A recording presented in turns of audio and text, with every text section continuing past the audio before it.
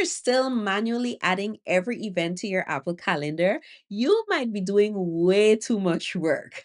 With iOS and iPadOS 27, I can point my iPhone to a schedule and have it pull multiple events directly into calendar. I can take a screenshot and do the same thing. Or even have Siri create an event from a text message. And those are just a few of the ways Apple Calendar is getting smarter.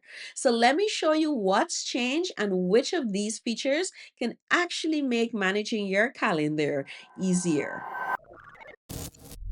So the calendar still remains the same. You can add or create your different focus or block times inside of your calendar. So if you notice on the left hand side here, I do have my calendars from personal to business to content. So these are the different buckets that I generally work with every single day, so I can stay consistent. I can protect my creative time or my admin time or client time. I have full-fledged videos on the channel that walk you through step by step how you can actually set up these calendars. Now, one of the new things with the calendar, with it understanding natural language, if I'm to, let me go into week, and I'm going to switch to a new week to give you more insight. So if you click on the plus sign to the top, notice here it's telling you the title, or you can describe an event. All right. So just going to speak it out so it makes it easier for me. Um, Set up an appointment for Wednesday, August 12th at 10 a.m. So one of the things, once you state the day, the time, and even the date, it will all pull that in. All right. Now, one of the things or the caveat with natural language is that you can be very specific, or sometimes you can say, oh, do this on a specific day. Sometimes the date might not be correct. So you want to ensure that when you're doing or using the natural language option, is that your correct date and time is set. So I have the title set up appointment, date on the 12th, 10 a.m. to 11 a.m. And then I can put in the necessary information here. All right. I can add it as an event or a reminder. Once I select that, it's going to come in here, and notice it has set up appointment, and here I can just edit my details. So that is one way I can do it. I can also summon Siri to do it for me, and I can either swipe down here, and I'm gonna just use this. Set up a record day at 2 p.m. with Freddie on the 6th.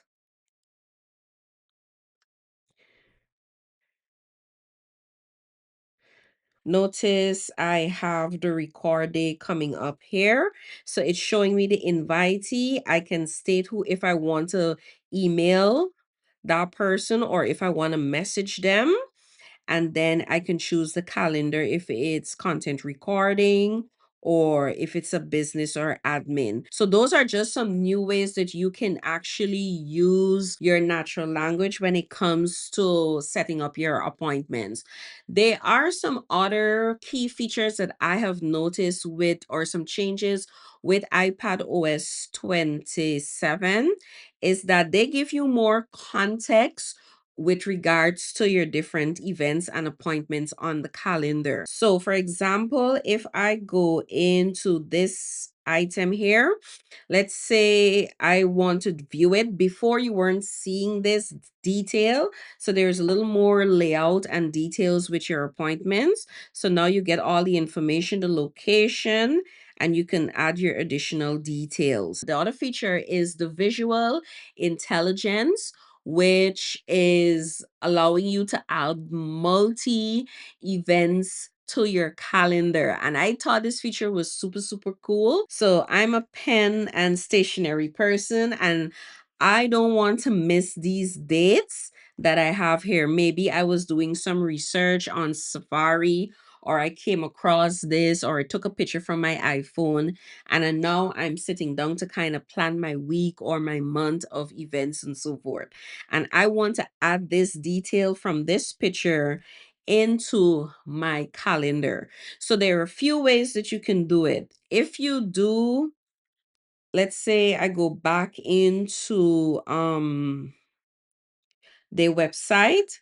This is the information. I can simply hold on my power button and volume up button. Ooh, let me do that again.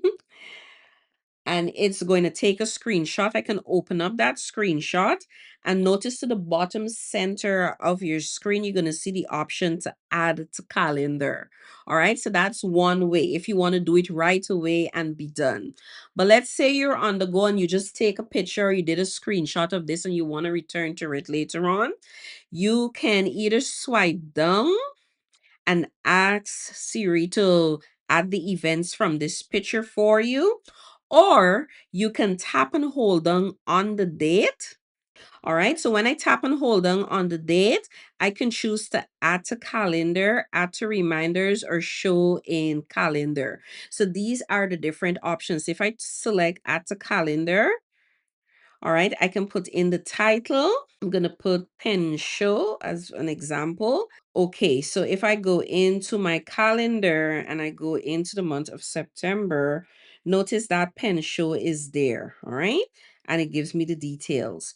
The other way I can do it as well, I can summon Siri and say,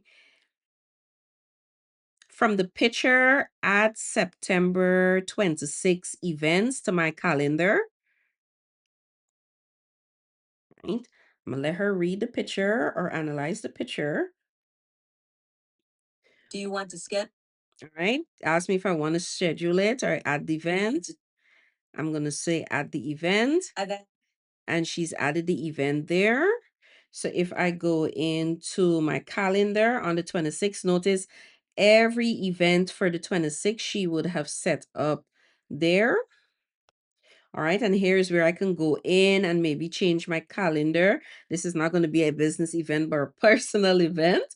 So maybe I'm going to that particular show. So that is one way from your iPad that you can do it. So here I'm looking up events in Dallas for this particular weekend or this upcoming weekend. I may have been either out and about and I see a list of events somewhere, or I see event posted somewhere and I want to quickly add it to my calendar or reminders to just check out that specific event. So what I would do, I would open up my camera app, and to the bottom you will go to the option that says Siri. And I notice once I point to those events, it's going to say add to calendar. So if I tap on add to calendar, it's going to read that and it's going to bring up all the events. Now, I could choose to add whichever event I'm interested in, or I can add all 10 of the events. All right. So once, let's say, for example, I want to see the FC Dallas play, I can tap on add, and right now it's showing business. Let me switch it out to personal. All right, and I can add that back in, and maybe let's say I just add something else coming up. Right, let's say that those are the two events. So if I go into my calendar now, so notice right, well, tonight. Notice those two events are going to be happening. One at 7:30, I believe. So, and this is one of the things I realized with the calendar on iOS. It shows up a bit differently. So I am in the day view. You have your overall monthly view, but if you tap on the day, it will show you what you have going on for the day. But one of the things, if you have like overlapping of appointments or events, it shows you all in different views. So for example, if I wanted to see the football match, it starts at 7:30. It goes to 7:30 to 8:30. But also notice it's showing me other events that I have in that time slot coming up from 7 to about 8:30 as well. So this is where I can go in and edit and maybe add my travel time.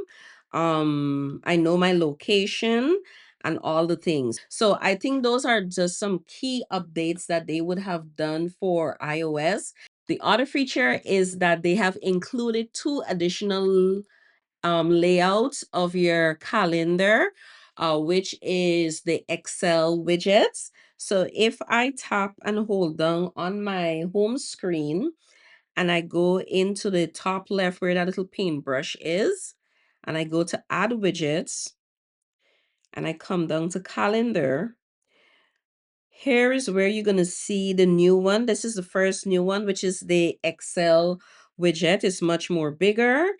So this is the first version of it. And then you have the other version, which gives you the list, which is more of your compact view versus your upcoming events. So if I'm to add that widget, it's going to take over that entire screen. Now, good thing about it, if you don't like it, you can just use that little sizing handle to the bottom right, and you can bring it up into the previous layout that they always had.